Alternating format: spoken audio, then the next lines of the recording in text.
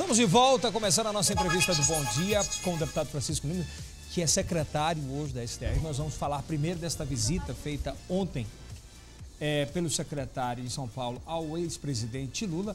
Já são a prévia da comemoração do aniversário de hoje do PT, né? Bom dia, seja bem-vindo. Bom dia. Como é que foi essa visita ontem? Primeiro, aproveitar aí para parabenizar o meu partido, a todos os filiados, não é, por esses 35 anos de construção partidária, de influência na vida política brasileira. Aproveitamos ontem, fizemos uma visita, eu, o deputado Assis Carvalho, e um grupo de italianos que tem a pretensão de desenvolver projetos aqui no Piauí, projetos na área de produção. E aí, lá, convite do presidente, estivemos no Instituto Lula, tratando de coisas gerais, né? Mas, sobretudo, desse interesse do Piauí, né? Para efeito de correção, eu ainda não estou secretário. Verdade. Fui convidado, mas só a previsão é agora de que depois do Deve carnaval... assumir depois do carnaval, né? Acho até bom, porque o Brasil acontece antes e depois do carnaval, verdade. Mas o senhor tem tomado pé da situação da secretaria? Sim, eu estou acompanhando a distância, claro que me dividindo agora, entre o mandato parlamentar, e discutindo alguns projetos, algumas ideias e também acompanhando as equipes que estão trabalhando na secretaria. O que é que a gente pode... Primeiro, assim, se me confirmado eu assumir lá, eu estou bastante animado. Eu sempre acreditei de que para esse Piauí nós precisamos ter, primeiro, um grande investimento na produção. Eu só acredito em desenvolvimento se tiver produção, se tiver investimento em educação. Então, eu acredito nisso. E o outro é você percebe um grande volume de ações, pelo menos, de contratos, né? São contratos, mas também com pouca gente, com poucos equipamentos.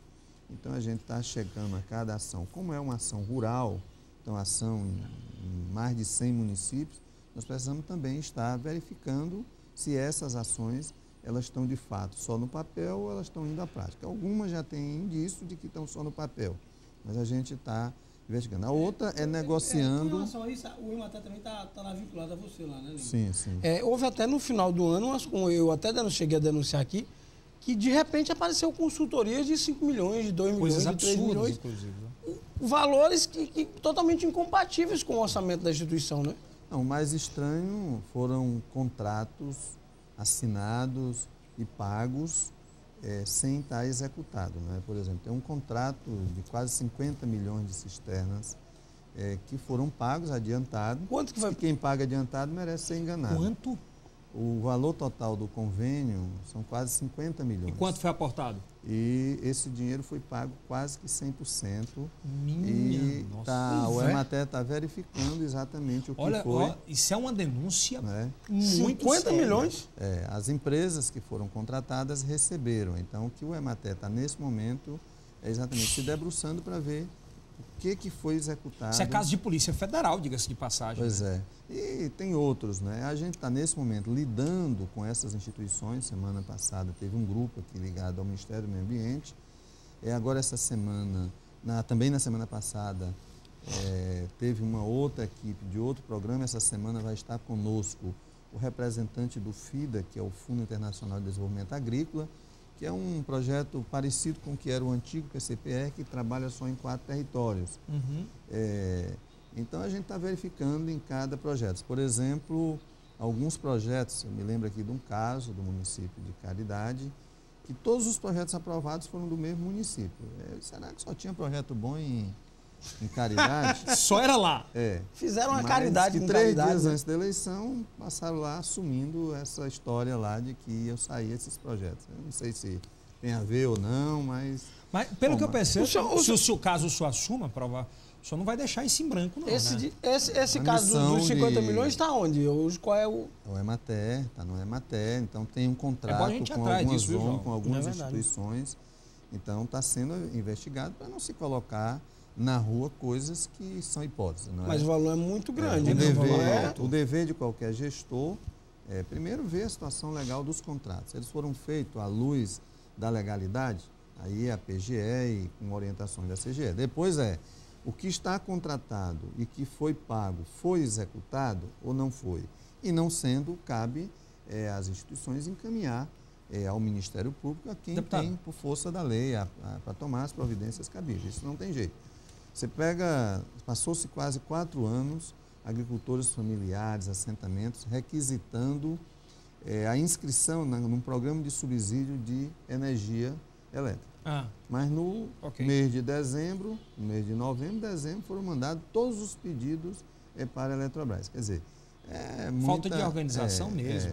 Muita desorganização, para não dizer e até uma gestão que causa danosa, né? Porque a população fica 4 anos esperando por um serviço. Para encerrar, o que o senhor espera desses próximos 6 meses no governo em geral? Como petista? Eu acho que são 6 meses, digamos, de muito trabalho, não é?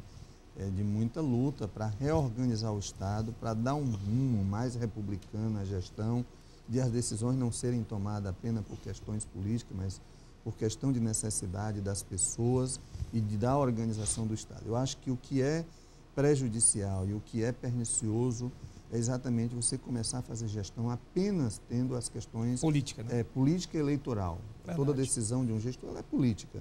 Então, a gente precisa desse rumo. Eu não acreditava que se voltasse a uma situação que a gente tinha visto lá atrás, né, e o governador Wellington, nos primeiros governos, deu um rumo mais republicano, mais institucionalizado. E as coisas voltaram quase ao mesmo nível. Isso é ruim, não é? Deputado, muito obrigado pela presença, seja sempre bem-vindo e boa sorte nesse desafio que parece que inicia depois do carnaval. Que a SEAP, que estava sob a tutela lá dentro, que ele também estava agora é o Paulo Santana, irmão do deputado Santana, né? Ou seja, um PMDBista já integrando o governo do Estado. A SEAP é uma OS, uma organização social, tem um ritmo diferenciado. O Paulo Santana é um técnico, é um administrador que está assumindo. O propósito do governador é fazer uma parceria público-privada que é muito bacana, conduzir a gestão. A conclusão que nós chegamos é que a SEAP ela é viável, ela tem condições de andar com as próprias pernas. Agora, tem hoje quase 4 milhões de dívidas. Não dá para... não dá. Na última gestão aí de 6 meses, foram contratados quase que a metade das pessoas que tem na SEAP, não é? Mas só para você ter ideia, lá são 6 diretores, tem 24 celulares. Os salários dos diretores foram aumentados por ele próprio, não é? Aí salário de 13 mil, de tudo. João Carvalho, traz esse tema amanhã pra gente. Vamos pegar os detalhes. É interessante. Então, essas coisas lá é dinheiro na caixa, não é no caixa. É na caixa que recebe imediato. Porque por conta da dívida não pode movimentar as contas. É verdade. Mas isso não justifica. Então, eu acho que esse tipo é o exemplo de gestão que não pode continuar. Perfeito. Então, aí precisa agora tomar. Então, a Cristiane, que aqui para fazer uma correção, não é? Então, a Cristiane, que é a secretária de Desenvolvimento Rural interina, repassou isso dentro da legalidade, com todas as recomendações, apresentamos um relatório. Ela apresentou um relatório da circunstância, né? Da circunstância e também entregue com copo para o governador para poder resolver. Mas deputado, muitíssimo obrigado, tenha um bom dia, bom trabalho. Obrigado. Bom trabalho na Assembleia. Deixa eu falar.